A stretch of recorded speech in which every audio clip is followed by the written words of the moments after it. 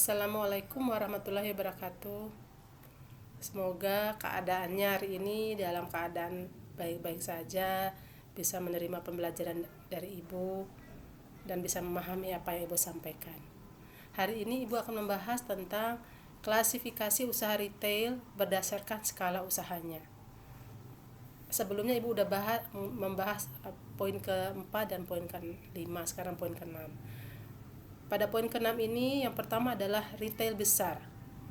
Adalah merupakan retail yang menyediakan berbagai macam barang dan jasa di satu tempat yang memiliki tempat yang cukup luas.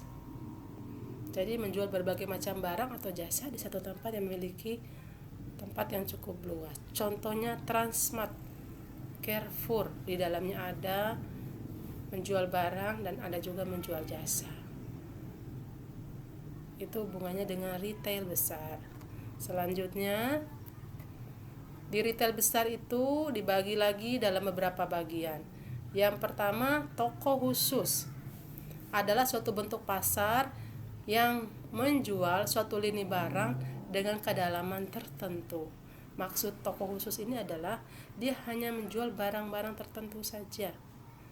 Contohnya, toko obat atau apotik hanya menjual khusus untuk obat-obatan.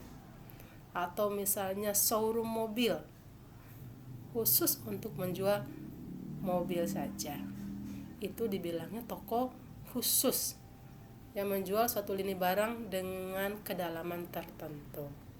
Oke, selanjutnya, toko serba ada adalah suatu bentuk toko swalayan yang menjual barang dagangan eceran.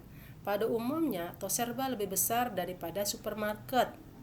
Suatu toko serba terdiri dari supermarket, department store, food court, serta sarana hiburan yang biasanya terdapat pada lantai yang terpisah. Jadi, menjual barangnya secara eceran, bentuknya swalayan, kemudian memiliki pendukung. Di toko serba ada itu memiliki pendukung yang melengkapi adanya toko serba ada. Itu pengertiannya. Oke, lanjut. Pasar swalayan adalah sebuah toko yang menjual segala kebutuhan sehari-hari. Kata yang secara harfiahnya di bahasa Inggrisnya adalah pasar yang besar. Barang yang dijual di supermarket biasanya adalah barang-barang kebutuhan sehari-hari. Apa saja contoh barang kebutuhan sehari-hari?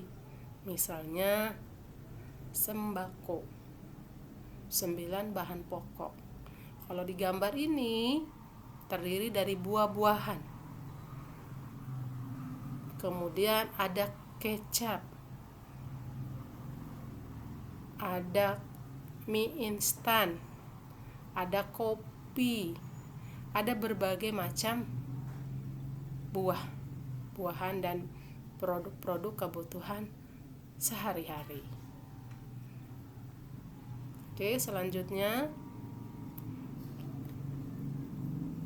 hipermarket adalah bentuk pasar modern yang sangat besar dalam segi luas tempat dan barang-barang yang diperdagangkan.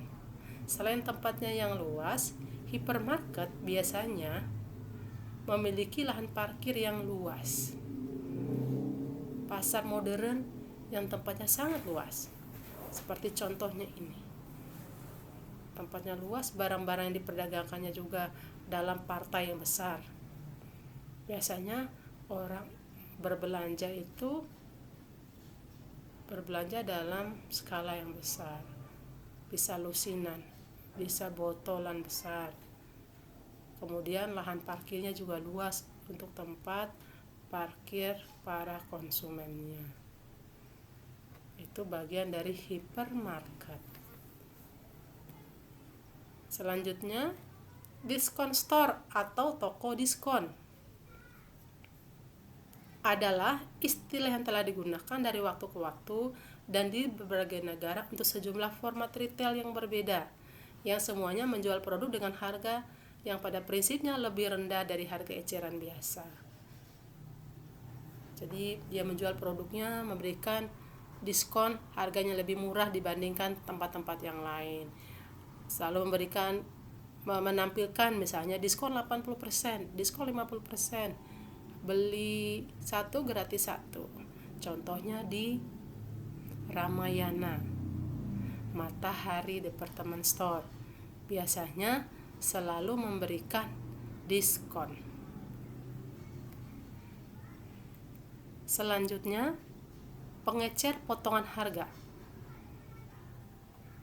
adalah pengecer yang membeli dengan harga yang lebih rendah daripada harga grosir, yang pada umumnya membebani konsumen dengan harga eceran yang lebih rendah. Jadi pengecer potongan harga itu menjualnya harganya lebih rendah daripada umumnya harga. Misalkan contoh, biasa standar harganya 10.000, maka di pengecer potongan harga bisa dijualnya hanya 9.500. Kenapa diberikan potongan harga? Karena dia membeli dalam jumlah yang lebih banyak. Kemudian, toko kelontong atau minimarket. Toko kelontong atau minimarket adalah suatu toko kecil yang umumnya mudah diakses umum atau bersifat lokal.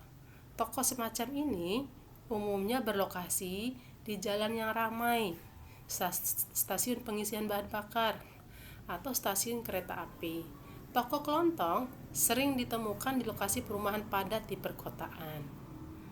Karena toko-toko seperti ini akan banyak didatangi sama calon pembeli. Karena apa yang dijual sesuai dengan apa yang dibutuhkan oleh masyarakat. Oke, masuk ke retail kecil. Retail kecil itu skalanya lebih kecil dibandingkan retail besar tadi. Kebutuhan yang dijualnya pun hanya kebutuhan alat-alat mandi, sembako, makanan ringan. Retail kecil ini seperti diumpamakan kios atau warung yang ada di dekat rumah kita. Kemudian bagian ketujuh, klasifikasi usaha retail berdasarkan bentuk hukum. Ada retail perorangan. Retail perorangan ini usaha yang didirikan oleh satu orang. Kemudian retail kemitraan. Retail kemitraan ini adalah usaha yang dibuat oleh orang banyak atau bermitra kepada perusahaan yang lebih besar. Kemudian retail berbentuk perseroan terbatas, baik yang bersifat privat maupun publik. Seperti contoh perseroan terbatas ini contohnya Carrefour masuk perseroan terbatas. Kemudian Transmart itu masuk bagian perseroan terbatas. Itu saja yang bisa Ibu sampaikan. Mudah-mudahan bermanfaat. Demikian dari Ibu. Wassalamualaikum warahmatullahi wabarakatuh.